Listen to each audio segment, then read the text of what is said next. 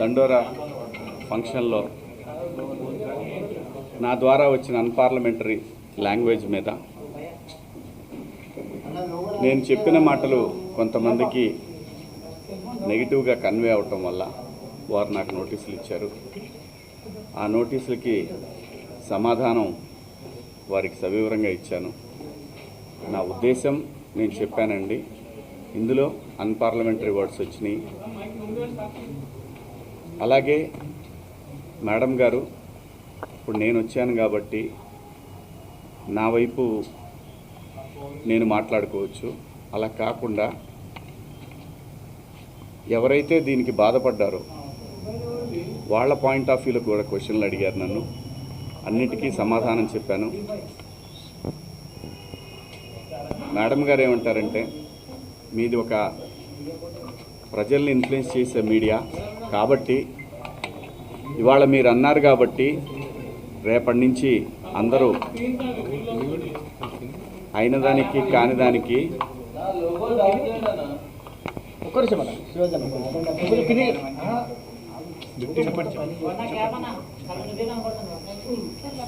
అయిన దానికి కాని దానికి ఆడవాళ్ళ మీద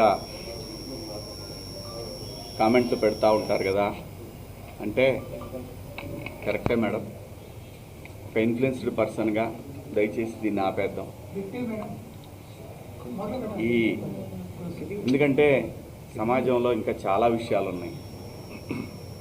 ఇది మేడం గారు చెప్పిన దాని ప్రకారం ఎవరిని హట్ చేయాలని కాదు, ఎవరిని ఇబ్బంది పెట్టాలని కాదు మేడం. నేను జరిగిన సంఘటన చూసి మాట్లాడాను. మాట్లాడిన అంశంలో తప్పుడు పదాలు దొర్లిని, దానికి అందరికీ నేను వివరణ ఇచ్చాను. నా అపాలజీస్ చెప్పాను అని కూడా చెప్పాను. మేడం గారు కూడా చూశారు. నాకు ఇక్కడికి వచ్చిన తర్వాత అర్థమైంది ఏంటంటే, నేను ఏదైతే ఆ రోజున నేను ఏదో జరగబోతుంది అని ఏదైతే గ్రహించానో, నాతో కెరీర్ మొదలుపెట్టిన వాళ్ళు చాలామందికి ఎందుకో నా మీద వ్యతిరేకత ఉంది. ఎందుకో తెలీదు. నేను ఒక సందర్భంలో, ఇది బయట తెలిసిన విషయం, ఒక సందర్భంలో ఎందుకు వీళ్ళకి నా మీద కోపం ఎందుకో నాకు తెలీదు. 30 సంవత్సరాలు అయింది నేను ఈ పరిశ్రమకు వచ్చి. ఈ 30 సంవత్సరాల్లో నేను ఏ ఒక్కరిని ఇబ్బంది పెట్టినా ఈ పాటికి ఎప్పుడో బయటకు వచ్చేది రాలేదు. వచ్చుంటే ఈ పాటికి మీరందరూ నా మీద ఎగబడేవాళ్ళు. చాలామంది నాకు తెలియదు అనుకుంటారు.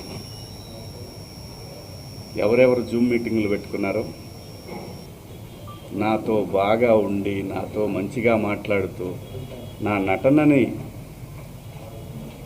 పొగుడుతూ ఉన్న, నాకు షాకింగ్,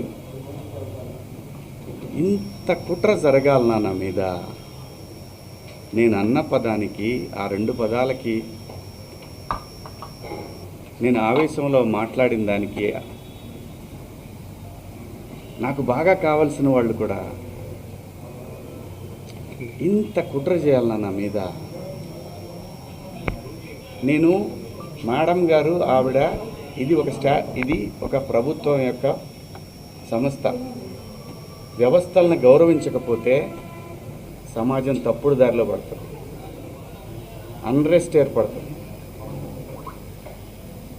ఆవిడ చాలా హుందాగా, చాలా గౌరవంగా ఈ వ్యవస్థను నడిపిస్తూ ఉన్నారు. ఒక బిడ్డకి చెప్పినట్టు చెప్పారు, ఇది ఇలా తప్పు. నేను అడిగింది ఒకటే మేడం గారిని, మేడం గారు, మీరు మీ డ్యూటీ చేశారు, మీరు చేసిన దానికి నేను గౌరవంగా నేను వచ్చి ఒక పౌరుడిగా నా బాధ్యత నేను నిర్వహించాను. ఇక్కడ ఇందాక నేను మాట్లాడిన నా కుట్ర విషయం వేరే, మేడం గారి సందర్భంలో జరిగింది వేరే. నన్ను అంతగా అసహించుకోవడానికి, మీరు నా మీద అంత జలసీ రావటానికి ఏమిటమ్మా కారణం? నేనేం తప్పు చేశాను? నా బుద్ధి గడ్డి తిని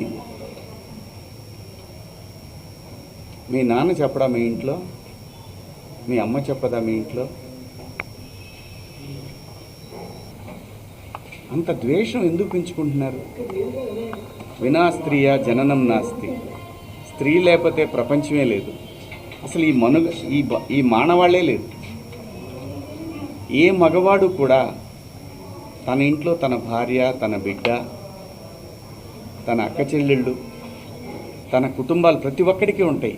ఇక్కడ ఎవరి మీద దాడి చేస్తున్నారని, ఆ డివిజన్ని తీసుకురావాలని ఎందుకు తహతహలాడిపోతూ ఉన్నారు? అందరి వాదన ఒకటే, స్త్రీని మహాలక్ష్మిలా చూసుకోవాలనుకుంటారు. ఎవరు బట్టలు ఎలా వేసుకుంటే నాకేంటమ్మా? మీరు ఎలాంటి బట్టలు వేసుకోవాలనేది మీ ఇష్టం. నేను ఒక తండ్రిలాగా నా దగ్గర హీరోయిన్లు అందరూ కూడా నాకు తండ్రిలాగా నేను పాత్రలు చేస్తున్నాను కాబట్టి నా బిడ్డలకు చెప్పినట్టు చెప్పానే కానీ ఇంతకుముందు ఎప్పుడు ఎవరు ఏమీ అనలేదమ్మా. వాళ్ళ మీద మీరు ఇలాగే కంప్లైంట్లు ఇచ్చారా? జూమ్ మీటింగులు పెట్టుకొని మీలో మీరే? ఏమ్మా, పేర్లు పెట్టి అనగలను నేను, కానీ మీరు ఇబ్బంది పడకూడదు. ఇంత కుట్ర చేయాలా నా మీదన? శివాజీ అనేవాడు సినిమా పబ్లిసిటీ కోసం అంత చిల్లరగా దిగజారుతాడా శివాజీ? నాకు అలాంటి డబ్బు పిచ్చి, ఫేమ్ పిచ్చే ఉంటే రాజకీయాల్లో నేను ఎక్కడో ఉండేవాడిని. ఒక సినిమా కోసం అంత దిగజారే మనిషి అయితే 13 సంవత్సరాల పాటు సినిమాకి దూరంగా జనం కోసం నిలబడేవాడినా. నాకు అనుకూలంగా ఉన్న గవర్నమెంట్లు వచ్చినా కూడా నేను ఏ రోజు పోయి ఒక పదవి అడగల.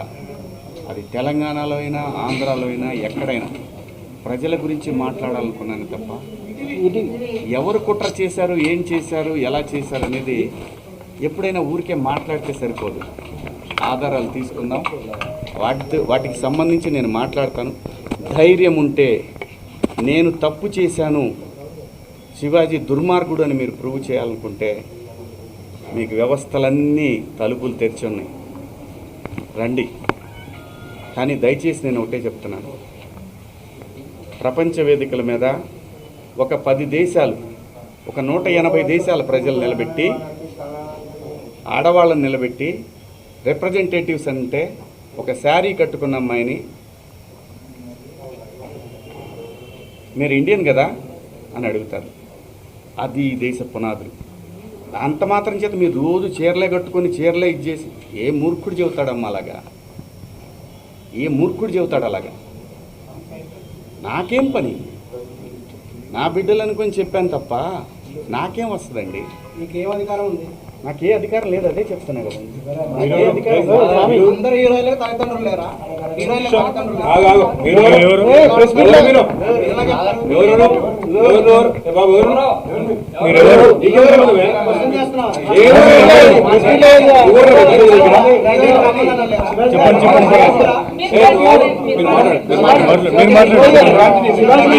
ఈ ప్రపంచంలో అత్యద్భుతంగా ముందుకు వెళుతున్న ఏకైక వ్యవస్థ భారతదేశం. ఈ భారతదేశంలో ఎవరు ఎలా బతకాలనేది రాజ్యాంగం నిర్దేశిస్తుంది, నేను కాదు. ఒకవేళ ఎవరి హక్కులకైనా భంగం కలిగినప్పుడు దానికి ఇలాంటి వ్యవస్థలు ఉంటాయి.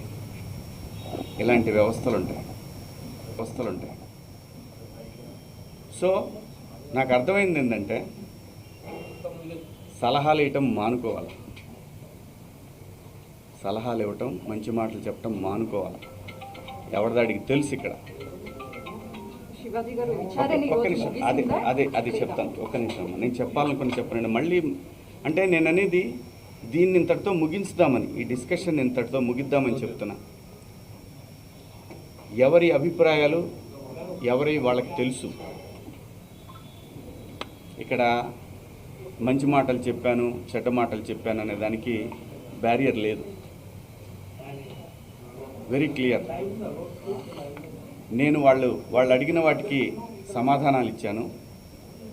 వాళ్ళు మళ్ళీ ఏదన్నా ఉంటే నాకు కాల్ చేస్తూ ఉన్నారు, నాకు మెసేజ్ పంపుతూ ఉన్నారు. నేను అన్నాను, నా వల్ల ఎవరన్నా ఇబ్బంది పడినాన్ని మీకు నేను ఇబ్బంది పెట్టానని మీకు ఎవరన్నా డైరెక్ట్గా వచ్చి కంప్లైంట్ ఇస్తే అప్పుడు కూడా నేను వచ్చి మీకు సమాధానం చెప్తాను మేడం అని చెప్పాను. థ్యాంక్ యూ అండి. సార్, ఇప్పుడు మీరు ఇచ్చినటువంటి కనిపిస్తుందండి. సో అపాలజీ చెప్పారు, కానీ ప్రకాష్ రాజ్ మాత్రం ఇప్పటికీ చెత్తగా మాట్లాడాడు. శివాజీ ఆడవాళ్ళ పట్ల గౌరవమే లేదు అని చెప్తున్నాడు. ఏం చెప్తారు మేడం? నేను ఇంకా చూడలేదండి, చూసినాక చెప్తాను. సార్, మీరు ఇచ్చినటువంటి ఎక్స్ప్లెనేషన్ తోని ఇప్పుడు ఈ మహిళా కమిషన్ యాక్సెప్ట్ చేశారా సార్? స్టేట్మెంట్ మొత్తాన్ని వెనక్కి తీసుకున్నారా? 2 పదాలను మాత్రమే వెనక్కి తీసుకున్నారా? మీ మాటలకి కట్టుబడే ఉన్నారా? కేవలము 2 మాటలే పొరపాటుగా అన్నాను అన్నది మాత్రమే వెనక్కి తీసుకుంటున్నారు. వాళ్ళకి ఏవైతే నచ్చలేదో వాటికి నేను క్షమాపణ చెప్పాను. నేను ఇచ్చిన స్టేట్మెంట్ అలాగే ఉంది కదా, దాన్ని నేను వెనక్కి తీసుకునేది ఆగుతుందా? కాదు కదా. నేను మంచి చెప్పటం తప్పు అనేది నాకు అర్థమైంది. మీకు సోషల్ మీడియాలో విపరీతమైనటువంటి సపోర్ట్ అవుతుందంటే ఎవరినో పొగిడే తర్వాత ఇంకా ఎవరినో విమర్శించినట్టు అవుతుంది. కాబట్టి ఈ విషయాన్ని ఇంతటితో వదిలేద్దాం. దయచేసి అందరూ కూడా ఎవరి అంతరాత్మలకు వాళ్ళకి తెలుసు ఏం జరుగుతుందనేది. అందరి అభిప్రాయాలను గౌరవిద్దాం. ఫైనల్లీ సోషల్ మీడియాలో మద్దతు పెరుగుతుంది కాబట్టి ఇక మీద నుంచి కూడా అవేర్నెస్ కల్పిస్తూనే ఉంటారా? ఈ లైన్ స్టాండ్ శివాజీ ఒకటి, కేవలం ఒకరిద్దరు మాత్రమే వ్యతిరేకించారు. బయట సామాన్య ప్రజలందరూ కూడా మీ వెంబడి ఉన్నారు. మద్దతు ఇస్తున్నారు. సో దీనికి మీరేమంటారు? నేను అవకాశం ఇచ్చానండి, కొంతమందికి మాట్లాడే అవకాశం ఇచ్చాను. ఇక్కడ నాకు అర్థమైంది ఏంటంటే, నువ్వెంత నీ బతుకెంత అంటున్నారు, వాళ్ళని గౌరవిస్తాను. అంటే ఇప్పుడు మీరు చెప్పిన దాంట్లో కూడా నా మీద అంత నా వెనకాలే ఉండి నా మీద కుట్ర చేశారన్నారు కదా, వీళ్ళందరికీ అదేదే నేను అనేది. నేను ఎవరికి భయపడను. అంటే మీకు బాధగా అనిపిస్తుందా? నేను నేను బతుకు తెరువుకి వచ్చేవాడిని. ఇక్కడ కాకపోతే కష్టపడేవాడిని, ఇంకో చోట పోయి బతుకుతా. అంతేగాని ఆత్మాభిమానం చంపుకొని ఎవడికో భయపడి, ఎవడో బెదిరిస్తే, ఎవడో వార్నింగ్లు ఇస్తే భయపడే రకాన్ని కాదు. అంత మాత్రం చేత వ్యవస్థలను గౌరవించకుండా, నేనుంటున్న పరిశ్రమను గౌరవించకుండా అంత విలువలు లేని బతుకు నేనైతే బతకట్లేదు. అంటే మీరు హీరో రోల్స్ తర్వాత కూడా ఇప్పుడు కొన్ని ప్రత్యేకమైనటువంటి రోల్స్ చేస్తున్నారు కదా, అది ఎవరికైనా ఎవరి రోల్స్ అయినా తగ్గించే అవకాశం ఉంటుందని మేము ప్రజలకు అనుకోవచ్చు. నా చూడండి, నాకు భగవంతుడు ఈ జన్మలో నటుడిగా బతకమని ఇచ్చాడు.